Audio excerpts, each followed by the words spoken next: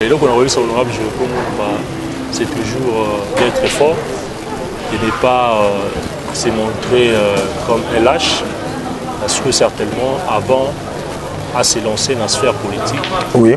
Maintenant qui compte, il y a profondeur, il y a maille, maintenant qui compte, il y a risque au maille.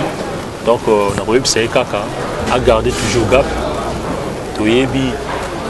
Que notamment je cite Mandela, je cite Etienne Tshisekedi, le roi destin qui va koufater, qui pète. Donc ceux qui est destin à koufater, c'est question d'être toujours dynamique, d'être toujours sûr dans ce qu'il fait, à quitter sa côté, à garder toujours dureté. Si tu as ce moko, Afrique Info avec Franck Semaï, Yandankala Kende.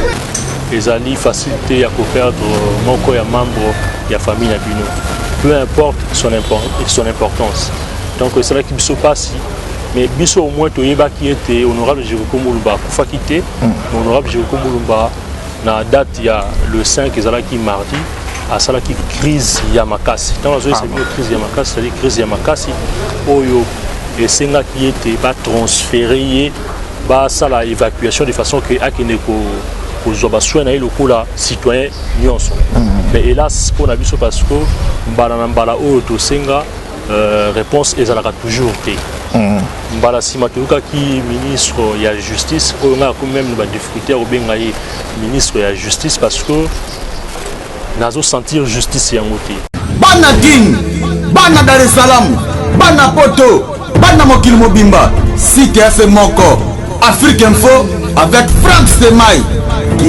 Yassika Eyena Kinshasa, restaurant l'Orangerie. Restaurant l'Orangerie, Koutia Koussia Balala. Na spécialité na bango, poulet au makala. Poulet au makala, Souka Nelengi. Basuki wanate. Olingi kolia bio, Yakambangu na restaurant l'Orangerie. Na service na bango, cuisine congolaise. Olingi kolia biloko mboka na yo. Nyonso ezali kote masanga kutu bosana po nyonso ezali ata kutu masanga ya pompe bazo pompe pe ozomela ya malili otuninga adresse eza mosika te ya kaka na boulevard du 30 juin arrêt Vodacom mosika te na BCDC service ya kolobela te un personnel très qualifié et bango chaque samedi la musique douce du groupe Les Professionnels. Bienvenue et surtout bon appétit. Vos questions. Émission, vos questions. Botinda ba question na bino. Ngape naza tout près. Il y a causé la ba question na bino. Kala mingi te bozwanga toujours na Afrique Info. Émission vos questions. Donc batu batinda déjà ba question. Nga nazana pour la préparation ba réponse. Merci. Merci vraiment.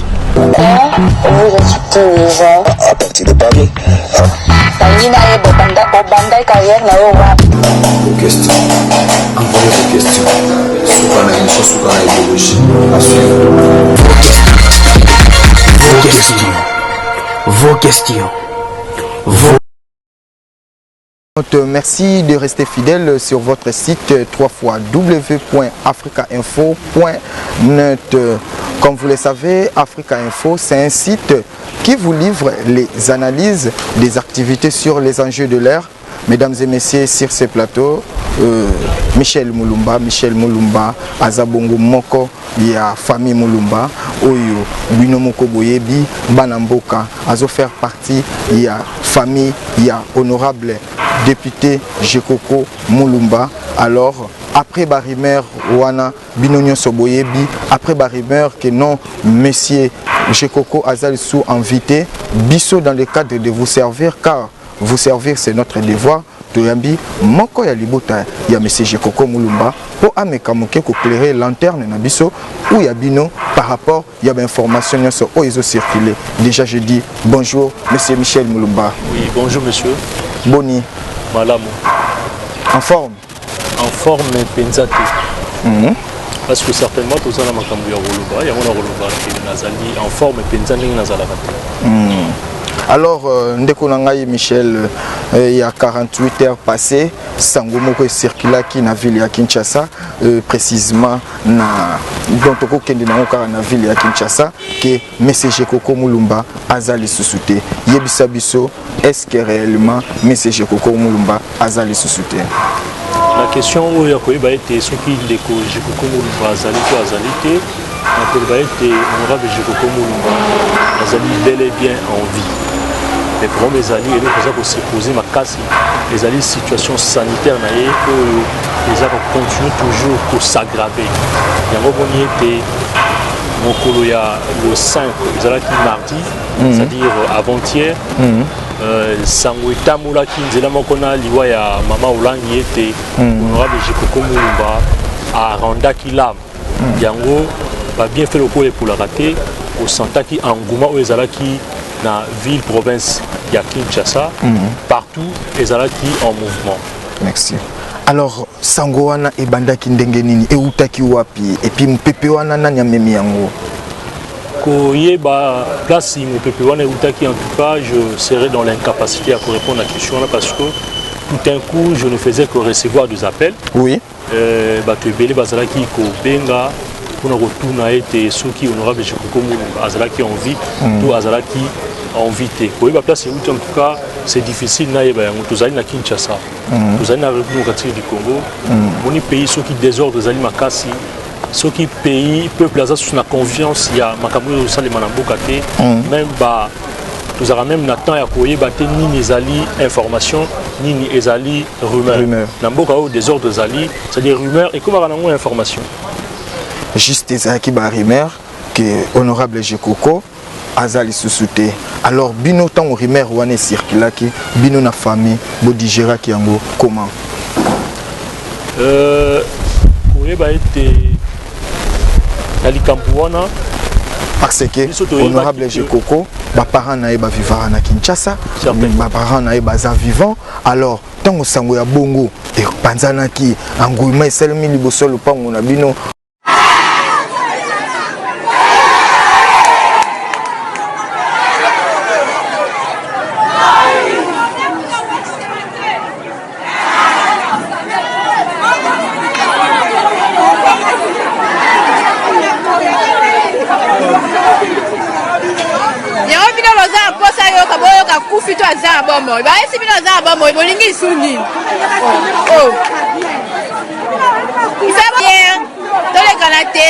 Ça laisse comprendre.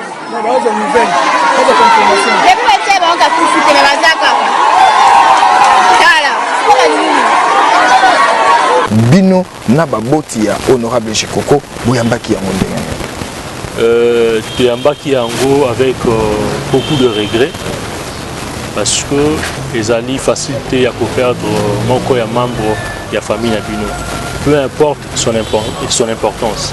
Donc c'est là qui ne se passe. Mais biso au moins toyeba qui était honorable Jekoko Mulumba kufa quitté honorable Jekoko Mulumba na date ya le 5 ezalaki mardi à salaki crise ya makasi. Dans la zone c'est une crise ya makasi, c'est-à-dire crise ya makasi oyo esenga qui était ba transféré ba sala évacuation de façon que akine ko kozwa soin na eloko la citoyen nyonso. Mais hélas pour na biso parce que mbala oyo to senga réponse ezalaka toujours te. Mbala sima toluka ki ministre ya justice oyo nga quand même ba difficulté au benga ye ministre ya justice parce que nazo sentir justice yango te parce que tant balobi justice biso toyebi justice et pronaka égalité toyebi que justice elingi ete bapesa mutu na mutu eloko oyo ekoki na ye honorable Jekoko Mulumba eloko ekoki na ye parmi ba droits fondamentaux na ye notamment azali na droit ya ko bénéficier na ba soins appropriés pour à sauvegarder n'est-ce pas vie na ye mais mbala kolanda ministre ya justice aza ko pesa biso ba promesse mais non réalisée comme on a été ya tout oyo aye kubakisa la biso sous procédure mais tant au ministre azoloba était que soki ekosenga mwana mboka Jekoko Mulumba abima libanda ya mboka po akende kozwa ba soins appropriés akosala yango mais à condition et que papier oyo ekobima wana ezala na contre expertise wana ndezo sala pasi nayebisaki okenda komi na badifficulté ya kokanisa ete azali ya solo ministre ya justice parce qu'on a eu notamment nazali sur sentir justice wana te likambo ya contre expertise oyo mpona biso ezali échappatoire parce qu'au départ ezalaki likambo ya contre expertise te alobaki de manière générale alobi prisonnier nyonso politique qu'il soit soki santé na ye soki état sanitaire na ye esengi ete batransférer na étranger na kosala nini na kotransférer na kofléchir devant décision wana ndenge moko ya boka ya honorable Jérôme Mulumba akendaki kobrandir document ayebisi ministre entre guillemets ya justice monsieur Alexis Tambou Mwamba que voilà document yango oyo 3 médecins ya mboka oyo notamment ya clinique Ngalima mukanda yango oyo yo lobaki ete yo zali ministre ya justice toyebi ke na maloba na il faut droiture ezala olobaki ete soki bayeli yo document ya moko ya ba prisonnier oyo azali malade oyo que malade na eza kosenga ete batransférer ou kofléchir devant décision wana mais ministre asalaki semblant ministre asali semblant lelo na yoki likambo ya contre expertise bomona que intention ezali ya ko créer badégâts mwana mboka Michel n'est-ce pas eza pasi lelo ndeko Jekoko Mulumba azana état moko critique où il faut à bénéficier quand même lokola batu nyonso mais même contre expertise ça fait partie à droit c'est-à-dire mutu pe akoka kozala ya kokangama mutu pe akoka kokosa kobikomisa maladi makasi et po kaka azwa moyen ya kose vaquer na esika ya pasi boye soki bosolo mwana mboka Jekoko azana pasi kobanga pete pour contre expertise wana ekotombe kaka tant mususu na ba même fait oyo bandeko mususu ya clinique universitaire pe ba pesaki boyete mwana mboka ndeko na roye sabino wete honorable Jekoko Mulumba azali na charge oyo akoki kokite Congo te po akima est-ce que bayebisi bino ki azangaki moya okima linga azalaki na Ngalima azangi moya okima eza parce que azota la charge azota ba objectif malgré na mbeto à l'hôpital malgré na mbeto à l'hôpital azali na possibilité okima te ngana tuni bino ka question soki bokanga ki makamnyo soko akima te na tuni bino question na honorable Jekoko Mulumba akokima te pour preuve tango akendaki o bato balobaki ki akimi pour preuve azongaki pour la été c'est un vrai patriote à kokimate intérêt à nango ya kokimate bas pourquoi baza toujours na makanisi ya mabe lokwa bango baza na makanisi ya ko se pérenniser na pouvoir c'est que bango kokanisa ke mutu nyonso za toujours na intention okima a intention okimate koloba ete ezali mabete ko saisir ministre ya santé publique pour qu'il ait une contre-expertise ezali mabete mais moi je me dis ezali que déshabiller Saint-Paul pour habiller Saint-Pierre parce que ministre entre guillemets la justice le ministre de la santé publique bazali batu ya sac moko na ozo trouver te garantie moko o yo ni o soutenir ah on a retrouvé parce que bazali eloko moko donc voilà lelo mwana mboka tozana baka politique ebele na mboka oyo mwana mboka Frank Diongo azana prison ya Makala normalement il fallait pas azala évacuer mais il est sans succès. Mon amboka Diomi Ndongala azalaki toujours en état critique mais a bénéficié jusqu'à maintenant d'une évacuation.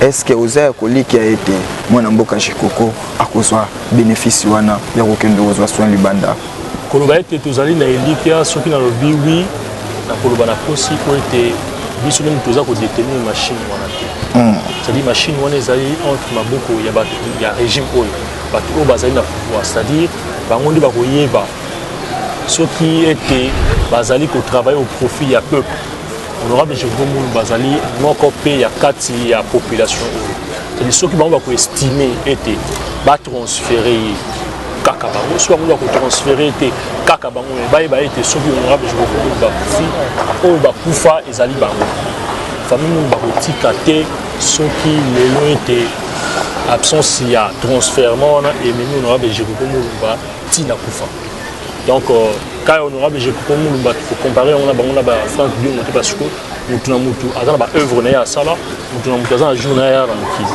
et koloba ete soki tozali assuré ou pas en tout cas bango nde siko bazali ko gérer machine wana bango nde bayebi quand est-ce que se faire soigner. Et je m'imagine, peut-être au cas Moïse Katumbi, ceux qui batika qui est qui peut être bango bayeba qui que ceux qui otiki mutoyo face à la Libanda ya pays pour être présence na kati ya mboka ebangisaka. Yango basala qui était peut-être, je présume que yango basala qui était akende Libanda pour abangisa bango quand même na musika parce que présence na awa et bazala ko gêner bango makasi. Ndeko Mulumba. Honorable Jekoko azalaki na ngambo ya PPRD akatisi na ngambo ya MLC et puis ake na ngambo ya IDPS. Lelo oyo tokoka koloba ete ndeko Jekoko azo faire partie na opposition congolaise. Na pasi oyo ndeko Jekoko Mulumba azana yango. Est-ce que azo yamba quand même assistance ya bandeko na ba opposant? Assistance, il y a assistance c'est-à-dire financière, morale, financière, assistance et physique, assistance et morale. Oui. On comprend. En tout cas, dans un maîtriser, il y a ça part vu dans l'état assister parce que le moment où déplorer les lignes assistance caca dans les réseaux sociaux. L'époque, il y a papa Etienne Tshisekedi qui les réseaux sociaux. Est-ce que pour soutenir il faut qu'il y ait na Facebook, il faut qu'il y ait na WhatsApp, na Twitter, au commune de Wana, au Gangi, qui est assistance. En tout cas, moi je pense que on les alliés, soutien, il y a façade, soutien au but de ligue les alliés pour Yobana qui ngabo basalaki, Yobana Mbele basalaki. Famille Mulumba qui n'a pas la porte, il y a mon côté, ça a été s'est soulevé pour exiger transfert, soit évacuation honorable. Je suis exemple vous avez un des Sabagote, des Kofulani, des Kokingani, il y a qu'à soutenir Bissot, il y a qu'à assister Bissot. Comprendre? Pour être lié ça spontanément, il faut que tu aies un thème. Il faut que tu aies un thème. Tu soutien, il y a des réseaux sociaux, oui, c'est bien bon. Il faut que assistance sur le terrain. C'est-à-dire initier une activité au profit honorable de Jekoko Mulumba. Donc on appelle sur exemple. Exemple appelle sur les alignés. Les allélos appellent sur 100 francs congolais. 100 au Sengaï. Nous appellent sur 100 $. Pour Nangaï, la conception la mingi, na moko appelle sur 100 francs 100 la Sengaï. Pour na yebi mobilité, na yebi souci ni tinda qui était pour appeler Sengaï 100 francs. Donc nous attendons au Pénéco. Senga bango ça la soutien pe pour ya monique. Honorable Jekoko Mulumba. Azali moko. Il y a des ténors, il y a opposition. Pour mon honorable Jekoko Mulumba, azali moko ya guerrier dans l'espace politique. Pour mon été, azali na soutien, il y a pour initier l'activité au profit honorable Jekoko Mulumba. En tout cas, le soutien on a ezali vraiment accueilli. Donc, en principe, bandeko ya opposition batika bikoma koma na réseaux sociaux et koki kakate boye il faut quand même ko initier pour na yo moi ba initiative moko enfin que pour na transfèrement ya monsieur Jekoko Mulumba mais lelo oyebisa biso Jekoko Mulumba arrêté 2 jours après anniversaire en 2017 nini yango ememaka ndeko Jekoko Mulumba na maboko ya l'état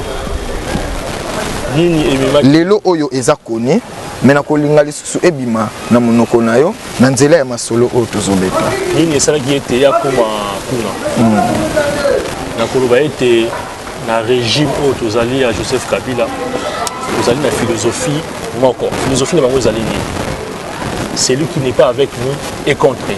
Voilà beaucoup moi histoire ya moke bokolanda on est un peu ramassé. Honorable Jekoko Mulumba, comme tout citoyen, azalaki na droit pour ça l'adhésion à la partie politique. Certainement, à Okaki pour le parti cher à M. Joseph Kabila, et je cite le PPRD. Comme tout citoyen, Aza n'a droit à adhérer, comme Aza n'a droit à démissionner. Chose qui a été, qui s'est fait difficilement. Honorable Jekoko Mulumba a eu pour ça la double démission. C'est-à-dire à démissionner d'abord comme député provincial et puis comme membre il y a PPRD. Et comme tout citoyen, Azaki n'a droit, donc il y a une partie où il y a estimé opportun. Aïe la partie chère, il y a M. Jean-Pierre Bemba, je cite MLC. Accueilli pour des raisons purement personnelles que lui seul maîtrise. Honorable Jekoko Mulumba Ayaki kokene na UDPS. Et donc on a dit que c'est une philosophie de ça dans le régime de Kabila. Les années, celui qui n'est pas avec nous est contre nous. Et même là qui est macam. Parce qu'on aura besoin comme Basuka il a parti à l'Inaka, à l'école il a persuté. Asiaka toujours na ba œuvre. On aura besoin comme que j'étais pont. On va bengi pont José. À dédié à qui wana commune ya Kingabwa. Cérémonie wana na MLC. Comment maman F Bazaï ba ayaki ko assister. Pont o achitaki na commune na quartier Kingabwa José. Et créé là qui est macam. Yango esala ka été o bakanga kai au niveau ya aéroport. Après na suka beaucoup la justice ya nzambe est toujours différente là-bas. Justice ya Songolo Pakala. Les sala qui était honorable Jekumba à la liberté.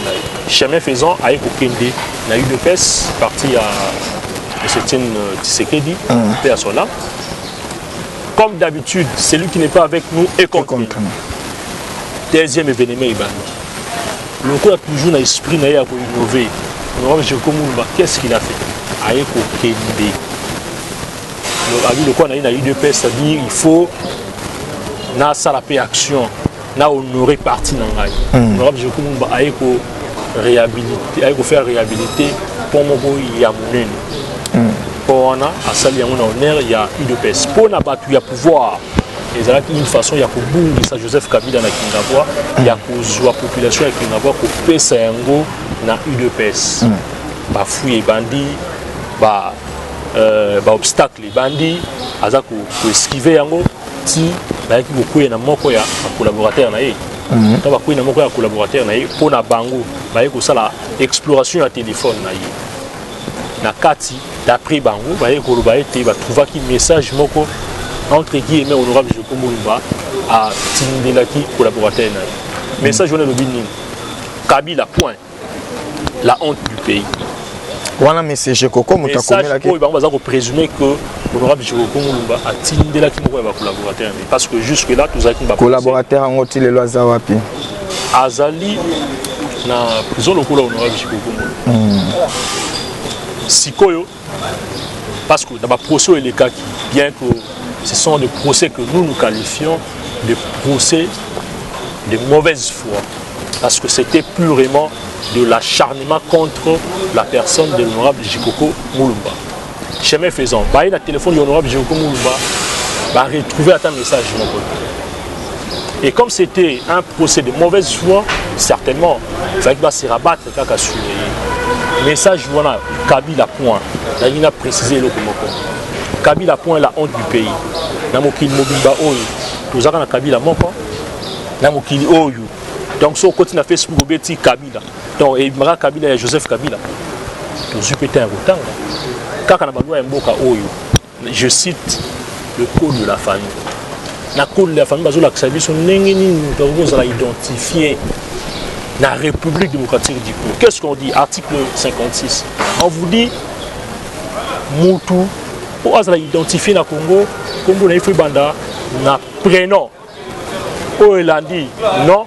Et puis, ainsi de suite. C'est-à-dire, un exemple. Pour Ezala Kabila, pour Ezala effectivement le message de la Kabila, il y a le président de la République démocratique du Congo, et il fallait qu'Ezala Joseph Kabila Kabangi, point, la honte du pays. Mais on va retrouver Kaka Kabila. Je me pose la question, est-ce que dans mon Kili Oyo Mobimba, Kabila Ezali Kaka, il y a président de la République? Procès de mauvaise foi contre la personne de l'honorable Jikoko Moulumba. Mwana mboka nakolika tokota na mozindo te na makambo ya procès oyo po lelo oyo lisolo oyo tobengeli yo beaucoup plus ezalaki mpona rumeur oyo etambolaki ya disparition ya monsieur Jikoko Moulumba. Or c'est faux.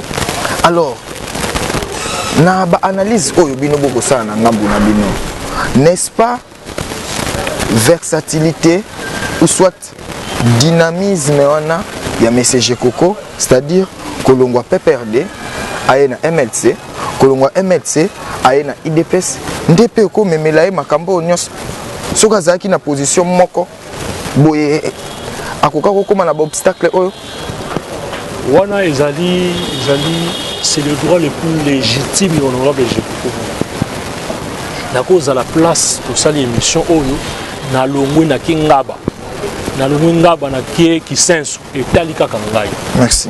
C'est mon droit le plus légitime. Ndenge moko na honorable Joko. Kaka ndenga yaki comme l'adhésion est libre dans un parti politique. Ndenge mo pe corollaire na moni démission. Ils appellent libre. Honorable Joko Mulumba accueilli na pupère ils allaient partir na ya liboso. Amunte na li toza ko kende oyo. Ya salama kamona avant baninga. Habité na li toza ko kende oyo. Navire et aucun naufrage. La meilleure des choses, il faut quitter avant et ça et quitter. L'Europe, je connais pas ça qui déjà fait ça. A quitter navire. Avec aucun MLC, alors MLC, c'est son droit le plus légitime. Donc navire au Ezaki na naufrage, Ezaki navire peut perdre. Certainement, certainement. Nous sommes conscients que navire wane aucun na naufrage karaté. Oh. Aux conscients. Ndenga na ebisio. Ndenga na ebisio qui naza conscient. À moins que ça va que faire dans bon côté. Mon amboka Michel eza vraiment esengo mingi koyamba na plateau na biso ya Africa Info et puis na ndenge oyo ko répondre na invitation na biso ezo sala biso bien pour éclairer kaka lanterne ya bandeko o nyoso parce que monsieur Jekoko Mulumba azaki doublement élu, c'est-à-dire député national en même temps député provincial, même si national atikaka grand frère ou ndeko na moko atambusa masolo lelo o mona mboka kosenga eza mabe ndenge yo moko eza conception na yo, mais si réellement aide ou secours il fallait eya na ngambo ya opposition ngana ko banda kotangelo ba leader ya opposition soki lelo oyo ndeko Jekoko lokola azana kati ya pepe ya IDPS s'il faudrait ou lancer message na président ya IDPS qui est monsieur Antoine Félix Tshisekedi, message ni nous relancer. Message na relancer na président ya IDPS. C'est un monsieur que j'ai beaucoup d'estime. Message na relancer Zali Boy. Jekoko Mulumba azali moko ya parti na lui. C'est-à-dire ce qui a beau lui andako mususu aye ndako na yo c'est parce que a estimé que pour la protection ezali. Merci. Alors comment on a été soutien à Bino, ça ce n'est pas l'honorable Jérôme Mulumba qui vous parle, c'est Michel Mulumba. Soutien au ce sont plus des soutiens des réseaux sociaux. Alors nous voulons que UDPS a initié une activité forte au profit il y a transfèrement il y a honorable Jérôme Mulumba. Parce que verdict déjà quoi, nous avons souligné dans ça la tête, verdict déjà et quoi, mais au moins ata péché en haut, que péché l'équipe a péché nous. Mais à comme un état très critique, je sais qu'il va transférer la population à Kingabo à la fissa qui vraiment que Jekoko Azali, moi qu'on a bango, tout ça n'a quitté et Salema qui spontanément. Donc il y a la bande pour y avoir mon côté et Salema qui spontanément. Pour le président il y a UDPS, une autre remarque. Honorable Jekoko Mulumba Azali membre il y a UDPS. En tout cas ça adhésion à karaté. Mais et là que je sais que ça veut dire que les alliés na meeting où il est qui récemment. Les alliés meeting il y a opposition de manière générale T. C'était spécifié. C'était meeting il y a UDPS. Tant que il y a décrispation politique, tant que il y a prisonniers politiques. Tout le monde qui est honorable Jekoko Mulumba, qui n'a pas été etc. C'est-à-dire, citer honorable Jekoko Mulumba et autres. As un membre de l'UDPS, malgré le fait des gens qui incarcérés, malgré le fait des gens qui étant très critiques, quand même délégation na yaki. Délégation na yaki, bomona qui va caliko, bomona qui va banderole. C'est-à-dire, malgré place Azali, Azali pour tenir toujours na adhésion na yé. Au sein, il y a UDPS. Voilà le retour. Ndeko nangai IDPS na MLC eza des partis à opposition pe bazana ba moi bazana ba rapprochement. Moi na mboka Jekoko aleka ki nanda mbo. Il y a IDPS et il y a MLC. Ce qui aura qui lancer message et pas maman F Bazaïba. Pour la maman F Bazaïba je crois, Aza parmi maman où on a respecté. Maman Pé à Kingabo, hein? Maman Pé à Kingabo, c'est-à-dire j'ai beaucoup d'estime à l'égard de cette maman que je respecte beaucoup. Nakoloba était un soutien éthique aux alakaka et aux réseaux sociaux. C'est-à-dire une activité au profit, il y a transfert et honorable Jekoko. Parce que le peuple au pays nous défendre wana. Oui, bah été les appels à mon oyo balani. Oyo, ce qui n'est pas l'oubli bah yo kaka. Talasima oyo aloba quitté et bah tout ayoka qui de manière spontanée. Donc dans Sengi, l'honorable maître F Bazaïba, maman Bazaïba était à soutien à les réseaux sociaux, à soutien à les téléphones, à soutien à la palpable. Tout le monde est la reconnaissance sur base d'hier. Pour reconnaître ministre de la Justice comme ministre de la Justice, si réellement pour lancer un message en l'endroit de son excellence M. Alexis Tamboa par rapport toujours à la situation de M. Jekoko au Kokoro Lobanini. Pour lancer un message comme ministre, je déjà que le ministre a retranché en faveur de Nabino, quelle que soit contre-expertise, mais Ndeko Jekoko a évacué. Ce que nous lançons message et pas ministre, ou lancer message. Et que la nuit, tout le monde a mis son esprit à Kosenga à tout le monde. Les pays n'a mis son le ministre de la justice a lié que par la justice. Merci. Ok? Parce que la justice, ce n'est qu'une justice approximative. Mais où la République démocratique du Congo est comme une justice non seulement approximative, mais une justice subjective. C'est-à-dire une justice qui ne fait que plaire à des individus. Alors, ceux qui vous ont salaire, pour plaire à un individu, sont le pakala. Pour aider, vous avez aidé. Vous avez aidé parce que vous avez s'acharné contre eux. Azali mutu o peso ka lobi population yoka. Aloba quitté population yokaki. Donc pour 5 minutes, le corps a la procédure, il y a double vitesse. Il y a contre-expertise. Au salle expertise de l'Union de Salam. Oui, que justice, et la justice et pour ça. Justice et au salam, mais qu'on fortifie, dirais-je, honorable Jekoko, même si à la convalescence, même si état naïs grave, mais les lots qui réellement ou quoi lancer message et pas honorable, message ni non quoi lancer. Oui, donc on a réussi honorable Jekoko, c'est toujours d'être fort et ne pas se montrer comme un lâche, parce que certainement avant à se lancer dans la sphère politique. Oui. À qui compte, il y a profondeur, il y a maille. À qui compte, il y a risque au maille. Donc, on a c'est caca à garder toujours gap parce que la personnalité va se réinventer. Que notamment, je cite Mandela, je cite Etienne Tshisekedi. Le roi destin qui va koufater, va qui péter. Donc, ce qui est destin à koufater ces questions d'être toujours dynamique, d'être toujours sûr dans ce qu'il fait, à quitter sa main côté, à garder toujours dureté. Merci, monsieur Michel.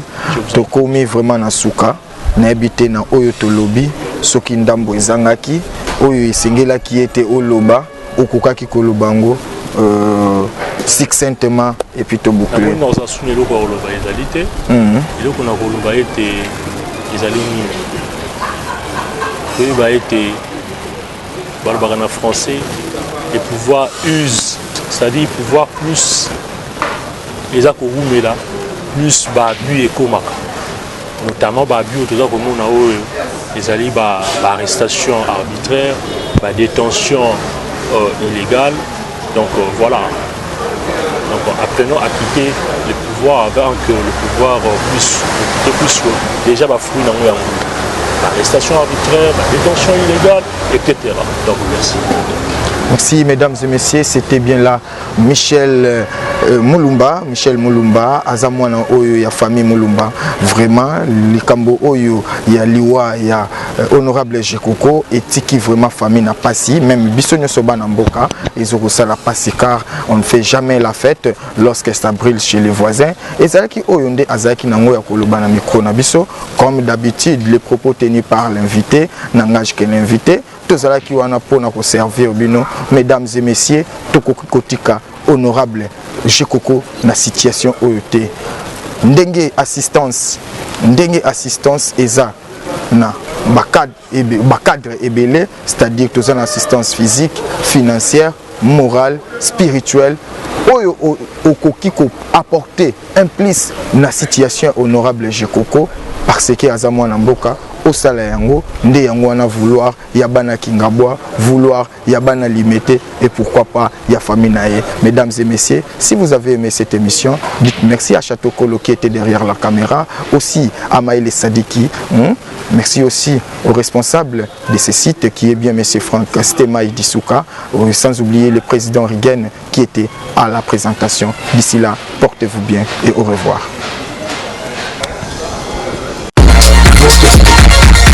Vos questions. Émission, vos questions. Botinda ba question na bino, ngape naza tout près. Il y a causé la ba question na bino, kala mingi te bozwanga toujours na Afrique Info, émission vos questions. Donc batu batinda déjà ba question. Nga naza na pour la préparation ba réponse. Merci. Merci vraiment. Vous acceptez déjà. À partir de Paris. Vos questions. Envoyez vos questions. Soukana émission, Soukana idéologie. À suivre. Vos questions. Vos questions.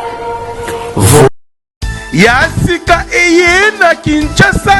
Restaurant l'Orangerie. Restaurant l'Orangerie. Koutia Kusia Balala. Na spécialité na bango. Poulet au makala. Poulet au makala.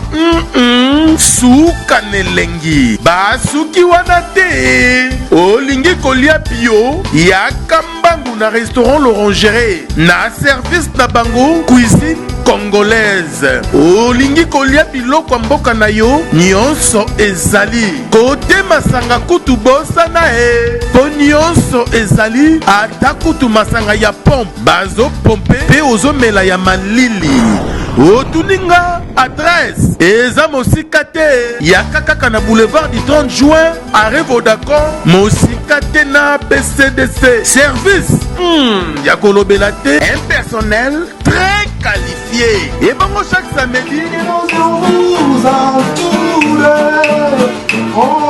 la musique douce du groupe Les Professionnels. Bienvenue et surtout bon appétit. Bana King, Bana Dar es Salaam, Bana Poto, Bana Mokil Mobimba, CTF Moko, Afrique Info avec Franck Stemaï, Yandankala, Twende.